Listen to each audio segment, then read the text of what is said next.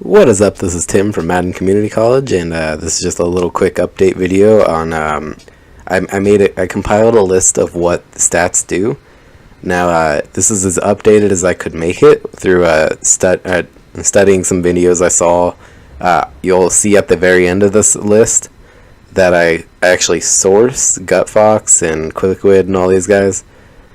So let's run through it real quick. So your overall rating. This is the overall rating of the player. It is based on the formula that weighs a certain amount of yada yada. It's basically just the number that hangs above your person's head. I left a link to a calculator on how to figure that out. Alright, your strength ratings is supposed to affect run block, pass block, block shed, truck, throw power, catch and traffic, power move, all those things. But I don't believe in the strength affecting anything, so that you can believe that if you want. Go ahead, more power to you. Agility rating. This rating determines on how fast you can cut. More agile players will respond to your movements faster. I believe this is one of the most important ratings for a ball carrier because it lets you. Because this year juking sucks, and the only way to be an elusive type player is just be super agile and run around them, and it works pretty well. I believe there's a threshold at 95. I have no idea. That would be something someone has to test. So yeah. Weight, according to the Fat Five theory, matters a lot on halfbacks, O-line, and D-line. Height matters for basically everything. How well your SWAT is coming down. I should probably write that in. How well you SWAT.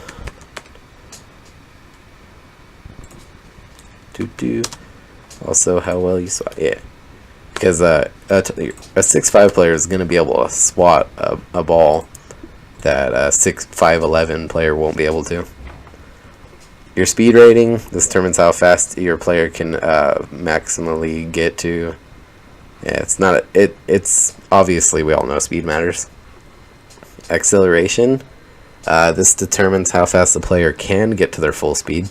So a player with higher acceleration but lower speed can effectively beat a faster player with lower acceleration to the 10-yard line or so. Stamina. This determines on how well a player can perform. Well, in MUT, it determines how far the player can go and how many skill moves they can make on any given play. And in franchise mode, this means the higher this is, the less you have to sub them out. Awareness, it really boosts overall rating. There are multiple aspects that it's supposed to improve, but I don't believe it does anything but that first one. So, yeah. Jumping, this determines on how high a player can jump. On defense, this applies more to defenders sitting still. Yeah, so Clint came out and said that a defender standing still, his jump will work a lot better than a player that's running. Same with wide receivers. So a wide receiver that's running won't be able to jump as high as a wide receiver who's sitting still, if you know what I mean. That's why you see rocket catches being a thing over the aggressive catch kind of animation happening all the time. Because jump still matters for a wide receiver, but it's not going to matter as much if you in the long run. It still can matter though, so don't try and twist my words and think I don't think it matters, because it absolutely does. It's just it's not the biggest trait no more. Now it also has a for halfbacks and running backs and stuff. I believe there's a threshold at 96 now for a player being able to do that Jimmy Graham dive that was seen all over that one tournament. Now, injury, this determines how often a player will be injured. Yeah, on MUT, it's useless, so I won't even worry about it. Same with toughness. It's just useless on MUT. Now, QB specific, you have your throw power, which is how fast the ball goes, which you can't see it, but you can see it, if you know what I mean. There's a major difference between 89 and 90, but there's, no difference between, 92 and 93 kind of thing. But it's something that you do want to value, just don't value it too high. If you have 90 throw power, that's good enough. You don't need higher is awesome, but you don't need it that high. unless you want to throw Hail Marys. But that's why I keep a Stafford as my backup. Throw accuracy, completely meaningless outside of simulation. Throw short. Now, throw short's cool. This affects how well your player can rat catch. So, like, have you ever noticed if you throw a short pass with an inaccurate quarterback, it still gets the player easy, but the player will run out of bounds a lot. Now, this is something that is actually fixed for a lot of more accurate QBs, but there's still the rat catch glitch. So a lot of it's speculation. It's really hard to tell. But it also is the percentage of how well your short passes is. And that's the same thing happens for the medium throws. It affects rat catch. It's how well you throw it, stuff like that. Deep throw. This one matters in just deep throws or 40 yards over. It's not the most important QB trait, but it's you want it as high as you can get. Generally, you're not throwing deep if your quarterback isn't at least 80 deep throw, and even then, they're probably going to sell it a lot. Now, throw on the run. This is how well the player throws the ball when moving outside the pocket or on rollout plays. It's a really nice stat, because haven't you ever wondered why, like, a very inaccurate quarterback with high throw on the run throws dots while he's running but cannot throw while standing still? Kaepernick. It's kind of weird, but that's what causes that to happen. Play action. This is how well play action baits the defenders, makes them move up to a wide line and whatnot. Yeah, you generally want this pretty high, but it doesn't matter that much. It's very nice to have, though. Ball carrier specific, trucking, how well the truck move is against the tackle attempt. It also helps break the tackle chances against a defender with low hit power. So if, like, say Devin McCourty tried to truck Marshawn Lynch, that's the significant gap you're gonna see. So, like, McCourty could tackle Marshawn, but the odds are in Marshawn's favor. And the same thing goes for elusiveness. The higher the elusiveness, the better you'll be able to break a tackle against someone with low tackle. You don't see this very often, but it does happen. Now, ball carrier vision. I'm not sure what this does, but like in-game, because there is a definition. It says the rating determines how well a player can navigate between the blocks.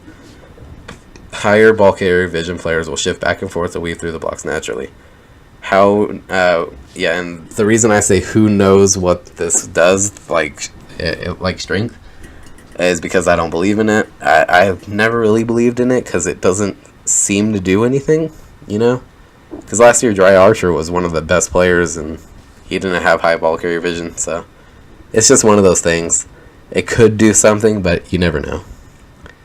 Now, stiff arm, effectiveness of the stiff arm move, easy. Spin move, effectiveness of the spin move. I believe there's a threshold at 95. It might be 96. I'm not entirely sure. But it lets you do the super big spin, if you know what I'm talking about. Juke moves the same way. There's thresholds at 90 and 95.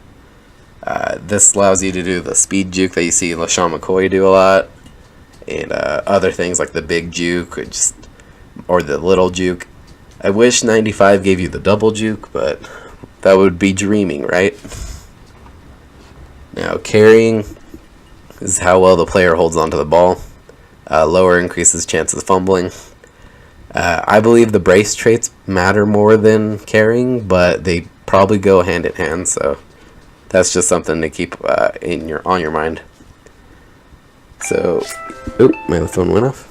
Catch in traffic is how well a player will catch a ball when a defender is near him. So the higher the better, obviously. Spec catch is exactly the same with catch at traffic. It only gets triggered when a player is around them, but it's still really cool. And spec catches is supposed to help with sideline catches. I think the trait sideline catches actually affects that more than spec catch, but who knows. Now, route running, there is a 96 threshold that has been proven and confirmed. it makes out routes and ins better, but it actually ruins corner routes and posts because it rounds them for some reason, which super backwards logic, but okay, that's how that works. Release determines a player to beat best press coverage. This hasn't been a real big stat this year since no one presses, but if you do, that's what beats it. Defender specific. Alright, so tackle determines how successful a player will be at making tackles. Lower tackle means the more likely you'll be stiff arm or disrupt. The higher the tackle, the less likely that tackle battles happen, and strip balls will result in a tackle more often than letting the tackle, or not tackling, and the player will run off.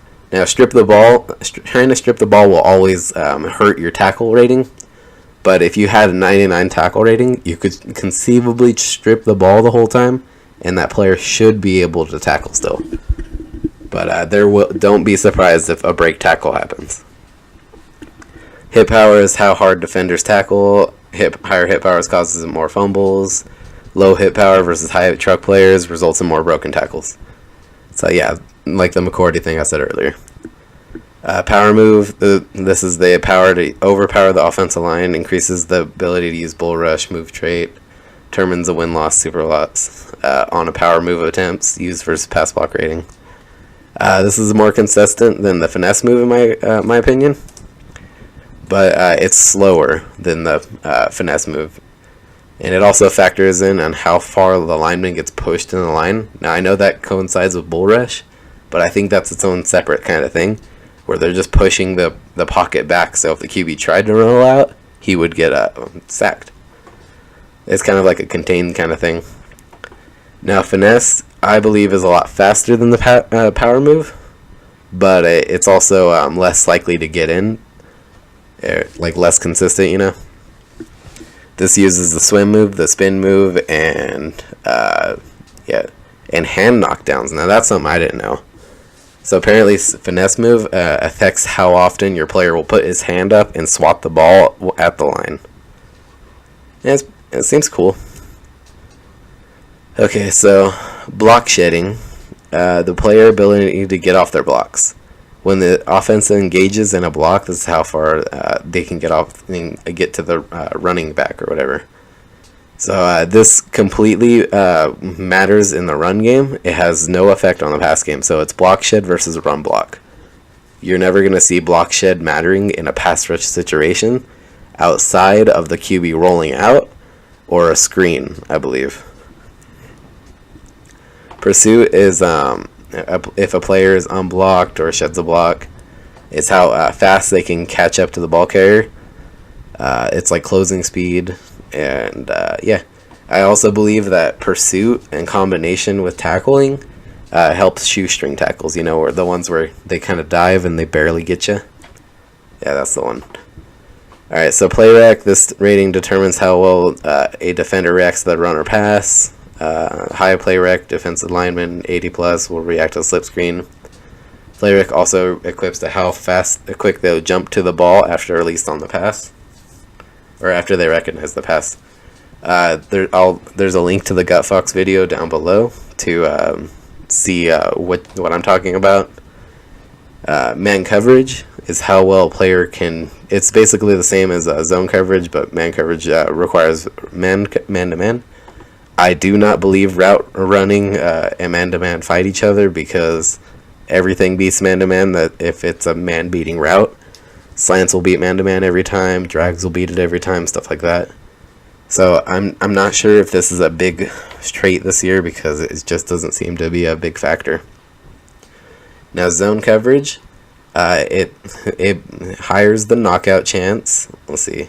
Yeah, knockout chance determines the accuracy leverage on receivers. So that's how well the receivers can get to the ball. Stuff like that. How well they play their zone when zone coverage is called. Really simple one. There's a whole video breaking it down more, so just watch that. Press is how well a defender will press the wide receiver at the line of scrimmage when press coverage is called.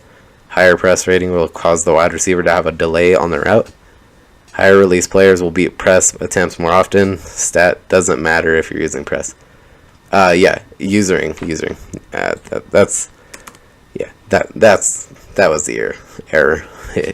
If you're on a player holding RB or LB, whichever the button is, and usering the press, this stat doesn't matter. You're gonna press them no matter what. Blocking specific, pass block, how well they'll hold their passes or pass blocks on a pass play, and draws. Run block, I believe, or pass block, I believe, does affect draws. How well a player engages the defense and holds their block when a run play is called. So yeah, that plays against block shed and how well you get the run. Impact blocked. This is for power O's, tosses, and screens. It's when the lineman is at jogging speed. So just if your lineman's running, it matters that their impact block is higher than everything else. Run block strength. Fullback